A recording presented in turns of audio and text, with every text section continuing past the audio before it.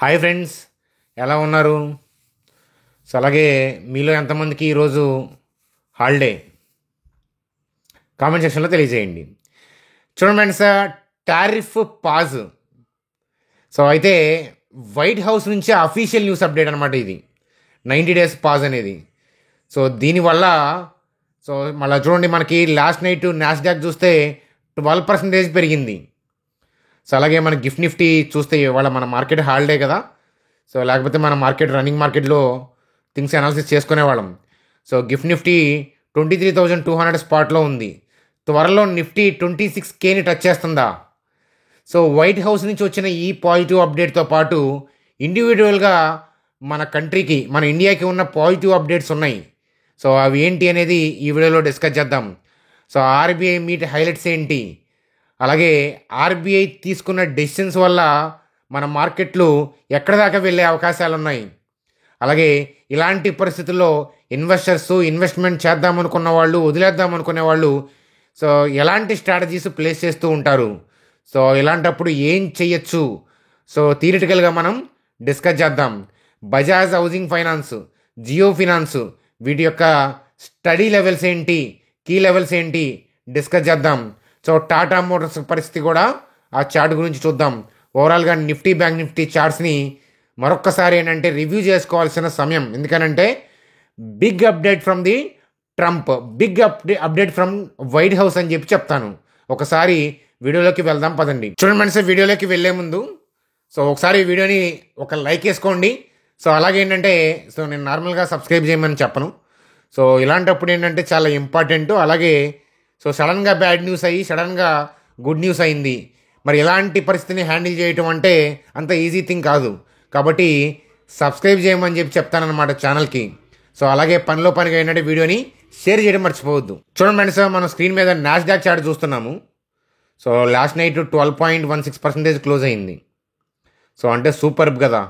So 2021 తర్వాత single day gain అనమాట అది నాస్డాక్లో.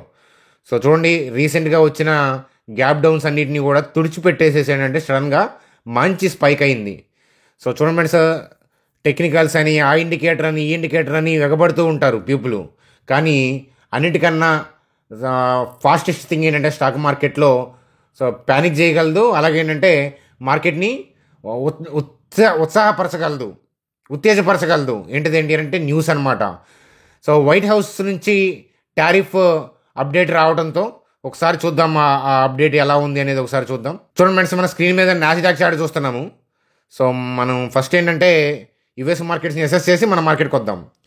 చూడండి ఫ్రెండ్స్, మన వైట్ హౌస్ నుంచి ఉన్న అప్డేట్ ఏంటి అని అంటే 90 డేస్ పాజ్ అనమాట. ఎక్సెప్ట్ చైనా మీద మాత్రం 125% టారిఫ్ అనమాట. ఎందుకనంటే రిటాలియేషన్స్ కామెంట్స్ చేసింది, రిటాలియేషన్ టారిఫ్ అని కామెంట్ చేసింది వాళ్ళే. అలాగే వాళ్ళ యుఎస్ వాళ్ళ నెక్స్ట్ పొజిషన్ ఎవరు ఉన్నారు అని అంటే చైనా. కాబట్టి కోపం అంతా వాళ్ళ మీదే ఉంది. వాళ్ళు తక్కువలేం కాదు. కానీ ఇప్పుడు రిమైనింగ్ కంట్రీస్కి ఏంటంటే రిలీఫ్ అయింది. సో చైనా తర్వాత మనమే ఉన్నాం కాబట్టి నెక్స్ట్ పొజిషన్లో. సో మనకి ఏంటంటే ఈ ఎడ్జ్ అనేది ఖచ్చితంగా సెకండ్ అడ్వాంటేజ్ అని చెప్తాను. ఆల్రెడీ ఇప్పుడు పాజ్ చేయడం ఒక అడ్వాంటేజ్ అవడంతో పాటు చైనా మీద 125% టారిఫ్ వేయటం అనేది సో పరోక్షంగా ఏంటంటే లాభపడే కంట్రీస్లో ఏంటంటే ఇండియా ముందు వరుసలో ముందుంటుంది, అందులో డౌటే లేదు. ఒకసారి నాస్డాక్ చార్ట్ చూద్దాం పదండి. చూడండి సార్, స్క్రీన్ మీద నాస్డాక్ చార్ట్ చూస్తున్నాము. సింగిల్ డే గెయిన్ అనమాట. 2021 తర్వాత ఒక్క డేలో నాస్డాక్ అంతలా గెయిన్ అయింది ఇది. చూడండి సార్, రీసెంట్గా వచ్చిన గ్యాప్ డౌన్, ప్యానిక్ అంతా కూడా తుడిచిపెట్టేసింది. సో అయితే ఏంటంటే యుఎస్ మార్కెట్ రన్నింగ్లో ఉన్నప్పుడు అప్డేట్ వచ్చింది కాబట్టి సో మార్కెట్లో ఏంటంటే ఆ బయింగ్ అనేది రన్నింగ్లో వచ్చేసింది. కానీ మరి రన్నింగ్లో లేని మార్కెట్లు, ఫర్ ఎగ్జాంపుల్ ఏషియన్ మార్కెట్స్ ఉన్నాయి, అవి ఏంటంటే ఓపెనింగే ఈరోజు గ్యాప్ డౌన్ అయ్యాయి. చూడండి, నెక్కాయి 8%, స్ట్రైట్ టైమ్స్ 5%, గిఫ్ట్ నిఫ్టీ చూడండి 22,000 చేంజ్ చూస్తూ ఉన్నాము. ఇప్పుడు చూడండి 23,300 దగ్గరికి వెళ్ళిపోయింది.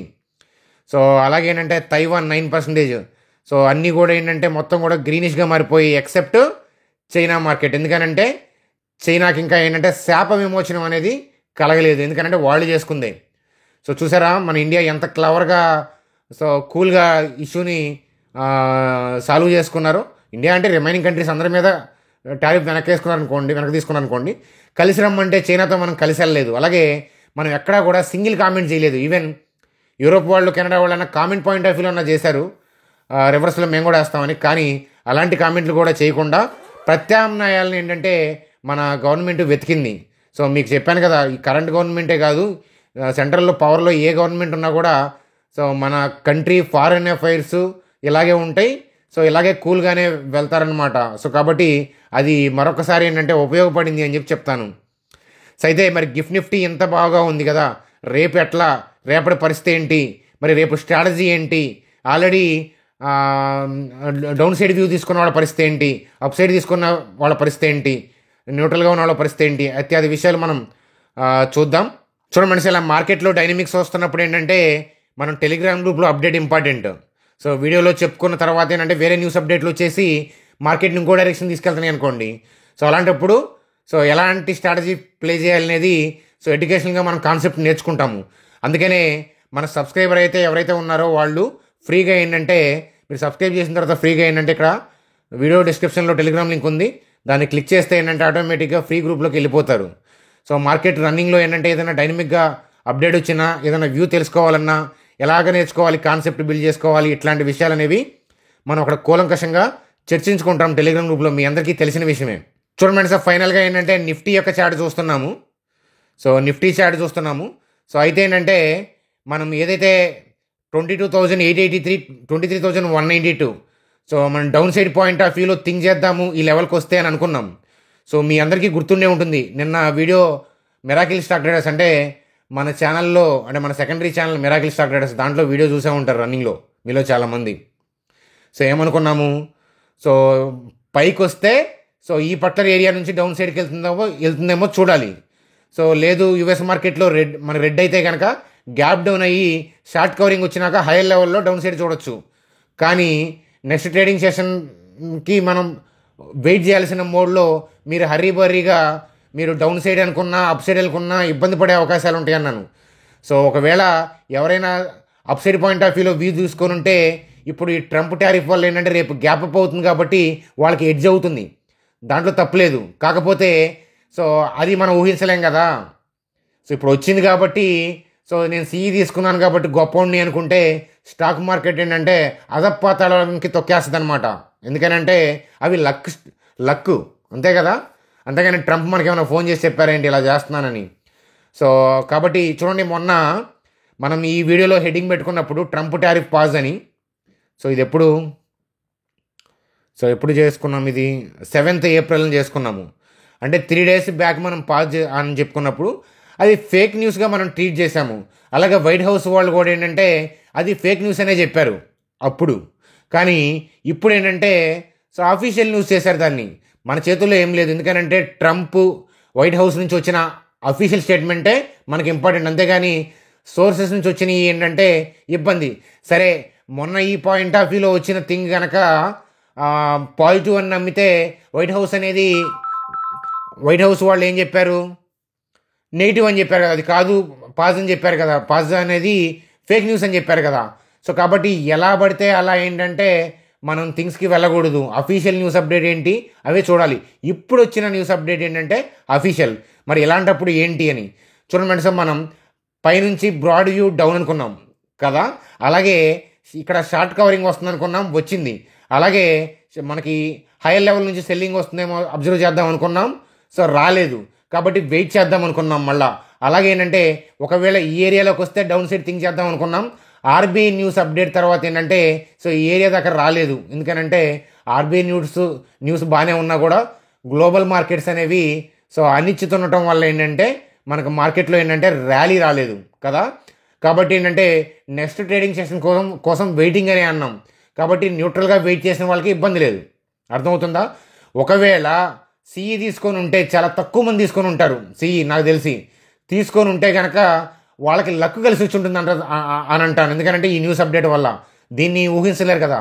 ఇది ఊహించి సిఈ తీసుకొని లాభం పొందితే అది ఓకే, యువర్ గ్రేటెస్ట్. కానీ అది 99.9% అది సాధ్యం కాదు. ఎందుకంటే అఫీషియల్గా న్యూస్ అప్డేట్ నైట్ వచ్చింది. అలాగే లాస్ట్ నైట్ యుఎస్ మార్కెట్లో ఓపెన్ అయిన ఇనీషియల్ మూమెంట్లో కూడా అవి ఇబ్బంది పడుతూనే ఉన్నాయి. కదా. తర్వాత అప్డేట్ వచ్చిన తర్వాత థింగ్స్ మారిపోయాయి కానీ ముందు కాదు కదా, కాబట్టి అది ఎవరు కూడా ఊహించలేరు. సో కాకపోతే సో ఏది ఏమైనా తీసుకొని ఉంటే కనుక మీకు కంగ్రాట్స్. ఎందుకనంటే సో రేపు ఎర్లీ మూమెంట్స్లో మీకు హ్యాపీగా ప్రాఫిట్ ఉంటుంది, వచ్చేస్తుంది అనమాట అది. సో అయితే ఒకవేళ షార్ట్ సెల్లింగ్ చేసి ఉంటే, డౌన్ సైడ్ చేసిన వాళ్ళు ఉంటే సో ఏం లేదు, మనం తూర్పు ఒక్కొక్కసారి పడమరకు ఒకసారి ఏంటంటే తిరిగి దండం పెట్టుకోవడమే, చేసేదేం లేదు. అందుకనే కదా జాగ్రత్తగా ఉంది, ఎడాపడి దూకొద్దు. సో అని చెప్పాను మీ అందరికీ కూడా అర్థమవుతుందా. మన కాన్సెప్ట్ నేను నేర్పిస్తూ ఉన్నాను, ఆగమని చెప్పాను. అలాగేంటంటే సో డౌన్ అని చెప్పేసి ఓవరాల్గా ట్రెండ్ డౌన్ అయినా కూడా మనం ఆ పాయింట్ని ఐడెంటిఫై చేయకుండా డౌన్ సైడ్ పాయింట్ ఆఫ్ వ్యూలో వెళ్ళిన వాళ్ళు సో ఇబ్బందులు పడతారని అనుకున్నాం. సో ఆ ఇబ్బంది పడేది సడన్గా ట్రంప్ వల్ల జరిగింది. సరే, మరి ఇవన్నీ బాగానే ఉన్నాయి, రేపటి స్ట్రాటజీ ఏంటి, సో ఎలా ప్లాన్ చేయాలి అని అంటే సో ప్రస్తుతానికి ఏంటంటే ఈ లెవెల్ని తీసేసేయండి. ఎందుకనంటే మనకి న్యూస్ అనేది ఏంటంటే చాలా ఇంపార్టెంట్. అక్కడ ఏదైతే బ్యాడ్ అని అనుకున్నామో ట్రంప్ వల్ల తనే రెక్టిఫై చేశారు. తను చేయకపోయి ఉంటే కనుక ఈ ఇబ్బంది ఏంటంటే 1 to 2 years ఉండేది. కానీ పాజ్ అన్నారంటే ఆల్మోస్ట్ ఏంటంటే దాని తర్వాత కూడా మళ్ళీ ఏదైనా ట్యాక్సీ విధించినా స్లైట్గా పెంచడమే తప్ప ప్యానిక్ అయితే ఉండదు. ఎందుకంటే యూఎస్లో కూడా ర్యాలీలు చేశారు, మీరు చూశారు కదా. సరే, ఏదైనా కానీ మనం మీ వీడియోలో చెప్తున్నప్పుడు మీకు గుర్తుందో లేదో నేను చెప్తున్నాను, ట్రంప్ చేస్తే మనం ఏం చేయలేం. ట్రంప్ మళ్ళా నేను పాజ్ చేస్తున్నాను అంటే మార్కెట్ మళ్ళీ ఇది అవ్వచ్చు. కానీ ఎక్సెప్ట్ దట్ వన్, మార్కెట్ ఏంటంటే బేరిష్ మోడ్లోకి వెళ్తుందని అనుకున్నాం. కానీ ఎవరైతే చెడు చేశారో వాళ్ళే ఇప్పుడు మంచి జరిగింది. సో ఎవరైతే కీడు తలబెట్టాలనుకున్నారో వాళ్ళకే ఇబ్బంది నడుస్తుంది అనిపించి డెఫినెట్గా ఏంటంటే వాళ్ళే మళ్ళా మంచికి దారి చేశారు. ట్రంప్ నీళ్ళు పోసిన ట్రంపే పాలు పోసాడు నెత్తిన అని చెప్పి చెప్పచ్చు. సరే, మరి గిఫ్ట్ నిఫ్టీ 23,200 దగ్గర ఉంది. ఇలాంటప్పుడు ఏం చేయాలి అని అంటే చూడండి ఫ్రెండ్స్, రేపు ఏషియన్ మార్కెట్ పాజిటివ్ ఉంటాయి, 2 కేసెస్ ఉంటాయి. ఏషియన్ మార్కెట్స్ పాజిటివ్ ఉండొచ్చు, స్లైట్ నెగిటివ్గా కూడా ఉండొచ్చు రేపు, అర్థమవుతుంది. ఎందుకనంటే సో సింపుల్ రీజన్, సో ఇవాళ ఏంటంటే full huge gap up hire లెవెల్లో ఉన్నాయి కదా. సో కాబట్టి ఏంటంటే ఎక్కువ మంది రిటైల్ పీపుల్ బై మోడ్లో ఉంటారు, అర్థమవుతుందా. సో ఇవాళ వరకు వదిలేస్తారు, న్యూస్ అప్డేట్ ఉంది కదా. రేపు ఏంటంటే రిటైల్ పీపుల్ పాజిటివ్ మోడ్లో బై మోడ్లోనే ఉంటారు. ఇన్స్టిట్యూషన్స్ బై చేయాలంటే మరి సెల్ చేసేది ఎవరు? అట్లానే ఘోరంగా పడదు, ఎందుకంటే న్యూస్ పాజిటివ్ అప్డేట్ ఉంది కాబట్టి ఏంటంటే దానివల్ల టెంపరీ డిప్స్, వోల్టాలిటీ ఉండే అవకాశాలు ఉంటాయి. సో ఏషియన్ మార్కెట్స్లో అదనమాట. నేను ఇండియన్ స్టాక్ మార్కెట్ గురించి చెప్పట్లా. మన నిఫ్టీ పరిస్థితి ఏంటి అని అంటే సో ఇవాళ మార్కెట్ లేదు కాబట్టి సో రేపు నేను డైనమిక్గా అప్డేట్ ఇస్తాను. అలాగేంటంటే రేపు హైయర్ లెవెల్లో సో ఒకవేళ ఏదైనా మనకి డిప్ అయితే ఉండదు కదా, ఈ డిస్కౌంట్ అయితే ఉండాలి కదా. చూడండి ఫ్రెండ్స్, గ్యాప్ అప్ అయితే కనుక హైయర్ లెవెల్లో నిలబడి ఉందనుకోండి, ఒకరోజు ఆగుదాం, అర్థమవుతుందా. తప్పదు, ఆగకుండా మీరు పైకి వెళ్తుందని మీరు తీసుకున్నారనుకోండి, మీ ఇష్టం అది, దానికి మీ ఇష్టం. సో నేను జస్ట్ అబ్జర్వేషన్, లెర్నింగ్ కర్వే ఇస్తాను, కానీ టిప్స్ ఇచ్చేవాళ్ళం కాదు కదా మేము. కాబట్టి ఏంటంటే రేపు గ్యాప్ అప్ అయ్యి హైయర్ లెవెల్లో నిలబడింది అనుకోండి చివరిదాకా, సో చివరిదాకా హైయర్ లెవెల్లో నిలబడితే ఏంటంటే ఆగాల్సి వస్తుంది, అర్థమవుతుందా. అలా కాకుండా సో హ్యూజ్ గ్యాప్ అప్ కాకుండా సో ఏదైతే ఎస్టర్డే క్లోజింగ్ ఉందో దానికి దగ్గర ఏరియా కానీ కొంచెం గ్యాప్ అప్ కానీ అయిందనుకోండి, మనం అప్సైడ్ పాయింట్ ఆఫ్ వ్యూలో థింక్ చేయొచ్చు. ఏం చెప్పాను? సో ఏషియన్ మార్కెట్స్ ఎట్లా అన్నా ఉండండి, హ్యూజ్ గ్యాప్ అప్ మన గిఫ్ట్ నిఫ్టీకి తగ్గట్టుగా హ్యూజ్ గ్యాప్ అప్ ఉందనుకోండి, సో మనం ఏంటంటే వెయిట్ చేయక తప్పదు, అర్థమవుతుంది. ఆర్డర్లు ఎగ్జిక్యూట్ కాక అట్లా అని చెప్పేసి కింద పడదు, హైయర్ లెవెల్లోనే సో గాలిపటం టైప్ అనమాట, అక్కడక్కడ గాల్లో అలా ఊగుతూ ఉంటుంది అనమాట. సో ఈ పర్టికులర్ ఏరియాలోనే ఊగుతూ ఉంటుంది, అక్కడక్కడ ఊగుతూ ఉంటుంది. ఒకవేళ హ్యూజ్ గ్యాప్ అప్ అయితే అదృష్టం బాగుండి, హ్యూజ్ గ్యాప్ అప్ కాకుండా స్లైట్ గ్యాప్ అప్, మన మార్కెట్ న్యూట్రల్ అయితే ఉండదు కానీ స్లైట్ గ్యాప్ అప్, కొద్దిగా గ్యాప్ అప్ అయితే కనుక అప్సైడ్ పాయింట్ ఆఫ్ వ్యూలో థింక్ చేయొచ్చు, అదనమాట. అది ఒకవేళ హ్యూజ్ గ్యాప్ అప్ అయ్యి హైయర్ లెవెల్లో నిలబడితే సో ఆగాల్సి వస్తుంది. కొద్ది గొప్ప ఆ కమింగ్ డేస్లో వచ్చే డిప్ నుంచి మనం పై పాయింట్ ఆఫ్ వ్యూలో థింక్ చేయాలి. ఎందుకనంటే చెప్పా కదా, టూ మచ్ పాజిటివ్ అనేది గ్యాప్ అప్కి దారితీస్తుంది. కాబట్టి ఆర్డర్లు ఎగ్జిక్యూట్ అవ్వక సో ఇంట్రాడే వాళ్ళకి ఏం ఉపయోగపడదు, స్వింగ్ పాయింట్ ఆఫ్ వ్యూలో కూడా వాళ్ళకు కూడా పెద్దగా ఉపయోగపడదు, అర్థమవుతుందా, అదనమాట. కాబట్టి సో అది నేనైతే ఏం చేస్తాను అని అంటే రేపు కనుక స్లైడ్ గ్యాప్ అప్ అయితే కనుక పైకి చూస్తాను ఓపెనింగ్ దగ్గర నుంచి. లేదు హైయర్ లెవెల్లో గ్యాప్ అప్ అయ్యి ఓపెన్ అయ్యి ఎక్కడే ట్రేడ్ అవుతూ ఉంటే ఆగుతాను ఇంకొక 1 day, అర్థమవుతుందా. మళ్ళీ మండే హాలిడే కదా. సో కాబట్టి మండే గురించి తర్వాత చూసుకుందాం, ట్యూస్డే గురించి మళ్ళీ తర్వాత చూసుకుందాం వీకెండ్. ప్రస్తుతానికి రేపు స్ట్రాటజీ ఏంటంటే, సో స్లైట్ గ్యాప్ అప్ అయితే కనుక పైకి వెళ్ళే అవకాశాలు ఉన్నాయి. అలా కాకుండా హ్యూజ్ గ్యాప్ అప్ అయితే కనుక సో కొద్దిగా పైకి కిందకి వెళ్తుంది కాదంటలేదు. కాకపోతే ఏంటంటే ఆ హైయర్ లెవెల్లో సో రేపు ఈ స్పెక్యులేషన్ గెయిన్ తీసుకుందాం అనుకునే వాళ్ళకి ఉపయోగం ఉండదు. చూడండి ఫ్రెండ్స్, మనకు తెలిసిన న్యూస్ అప్డేటు వైట్ హౌస్ నుంచి వచ్చింది, అందరికీ తెలుసు, ప్రపంచం మొత్తం సోషల్ మీడియాలో కనిపిస్తుంది అంటే ఆ న్యూస్ అప్డేట్ అందరికీ తెలిసిన అర్థం. కాబట్టి ఎవరైనా రేపు మార్నింగ్ బై మోడ్లోనే ఉంటారు, ఎవరు సెల్ చేయాలని చూడరు కదా, అంతే కదా. కాబట్టి ఏంటంటే ఓపెనింగే మీరు హైయర్ లెవెల్లో బై చేస్తే ఏంటంటే మీకు స్లైట్ గెయిన్ కానీ పెద్ద గెయిన్ వచ్చే అవకాశాలు తక్కువ. ఏది హ్యూజ్ గ్యాప్ అప్ ఓపెన్ అయితే. అలా కాకుండా స్లైట్ గ్యాప్ అప్ అవటం, న్యూట్రల్ నుంచి స్లైట్ గ్యాప్ అప్ అవటం అట్లా జరిగితే కనుక అప్పుడు ఇంట్రాడే పాయింట్ ఆఫ్ వ్యూలో గెయిన్కి పాసిబిలిటీ ఉంటుంది. ఈ 2 కాంటెస్టులు చెప్తాను అదనమాట. అది ఒకవేళ గ్యాప్ డౌన్ కేసు ఉండదు. గ్యాప్ డౌన్ కేసు ఉంటే కనుక రేపు టెలిగ్రామ్ గ్రూప్లో అప్డేట్ వేరే ఇస్తాను. గ్యాప్ డౌన్ కేసు అయితే కనుక ఉండదు అదనమాట. మళ్ళీ ఏదైనా ట్రంప్ ఏజ్ చేస్తే తప్ప. సో అదనమాట. కాబట్టి అదనమాట కదా. సో ఎలాగా ఉండాలి అని అంటే స్లైట్ గ్యాప్ అప్ అయితే అప్ సైడ్ పాయింట్ ఆఫ్ వ్యూలో థింక్ చేయొచ్చు. హ్యూజ్ గ్యాప్ అప్ అయితే కనుక వెయిటింగ్ మోడ్ అనేది మరలా తప్పదు.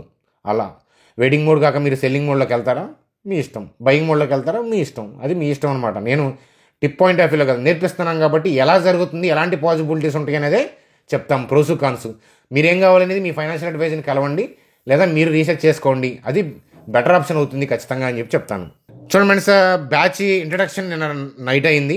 సో ఇవాళ నిఫ్టీ, బ్యాంక్ నిఫ్టీ వెయిటేజ్ ఏంటి, నిఫ్టీ బ్యాంక్ నిఫ్టీ మూవ్మెంట్స్ వస్తున్నప్పుడు ఏ వెయిటెడ్ స్టాక్స్ యొక్క మూవ్మెంట్ మనం అబ్జర్వ్ చేయాలి, అది మనకి ఏదైనా కన్ఫ్యూజన్ ఉన్నప్పుడు ఎలాంటి స్టాక్స్ని చూడాలి, నిఫ్టీలో హెవీ వెయిటెడ్ స్టాక్స్ ఏంటి, వాటి యొక్క ఇంపార్టెన్స్ ఏంటి, సెక్టర్స్ ఏంటి, వాటితో క్లాస్ స్టార్ట్ అవుతుంది. మీరు ఎవరికైనా జాయిన్ అవ్వాలంటే ఇవ్వాలే లాస్ట్. సో అర్థమవుతుందా, జాయిన్ అవ్వాలంటే జాయిన్ అవ్వండి, మీ ఇష్టం. ఈ నెంబర్కి వాట్సాప్ చేయండి జాయిన్ అవ్వాలంటే. ఒక 2-3 మెంబర్స్ ఎవరైనా ఉంటే కనుక యాడ్ చేసుకో. చూడండి మేడం సార్, దాని తర్వాత RBI meet highlights. So RBI meet highlights మనం మిరాకిల్లో డిస్కస్ చేసుకున్నాం. ఆ వీడియో ఎండ్ కార్డ్లో పోస్ట్ చేస్తాను. సో చాణిక్య స్టార్టెడ్ సబ్స్క్రైబర్స్ కోసం ఏంటంటే మరొకసారి బ్రీఫ్గా చెప్తున్నాను. వడ్డీ రేట్లు కట్ చేశారు 25 బేసిస్ పాయింట్స్. వడ్డీ రేట్లు కట్ చేయడం వల్ల పర్చేజింగ్ పవర్ పెరుగుతుంది, డిమాండ్ పెరుగుతుంది. సో ఎకానమీ బూస్ట్ అవుతుంది, కంపెనీస్ యొక్క ఎర్నింగ్స్ పెరుగుతాయి అన్నమాట. సో ఇది ఒక అడ్వాంటేజ్. అలాగే ఏంటంటే న్యూట్రల్ స్టాన్స్ నుంచి ఏంటంటే వాళ్ళు అకామిడేటివ్ అన్నారు, అంటే ఫర్దర్గా కూడా రేట్ కట్స్ ఉంటాయి అనే పాయింట్ ఆఫ్ వ్యూలో చెప్తున్నారు. సో ఎందుకని అంత కరాఖండిగా చెప్పారు అని అంటే that depends upon the data. So డేటాని బేస్ చేసుకొని చెప్పారు. సో ఏ డేటాని బేస్ చేసుకొని వాళ్ళు అలా చెప్పారు అని అంటే సిపిఐ డేటా అని చెప్పి చెప్పొచ్చు అనమాట. సిపిఐ డేటా అనేది ఏంటంటే ఆర్బీఐ టార్గెట్ రేంజ్లో ఉంది అందువల్ల. అలాగేంటంటే ఫోర్కాస్ట్ కూడా ఫుల్ ఇయర్కి సంబంధించి ఇన్ఫ్లేషన్ యొక్క ఫోర్కాస్ట్ అనేది 4.2% ఇచ్చారు. 4.2% ఓల్డ్, ఇప్పుడు 4% ఉంది, అంటే ఆర్బీఐ రేంజ్లోనే ఉంది. కాబట్టి ఏంటంటే ఫర్దర్గా రేట్ కట్స్ ఉండొచ్చు, ఇన్ఫ్లేషన్ ఏదైనా తేడా పడితే తప్ప ఉండొచ్చు, రేట్ కట్ అనేది ఉంటుంది. సో కాబట్టి ఏంటంటే ఫర్దర్గా ఫ్యూచర్ థింగ్స్ అన్నింటినీ కన్సిడర్ చేసే ఇచ్చామంటున్నారు. కాబట్టి మన ఎకానమీకి తిరుగులేదు. సో ఇక మన ఆపేవాడు ఎవడు, సో అని చెప్పి చెప్తాను. సో ఆపేవాడు ఎవడు, కానీ ఏంటంటే మీకు వోల్టాలిటీ ఉంటుంది. సడన్గా గుడ్ న్యూస్ వచ్చి పైకి వెళ్ళింది కదా.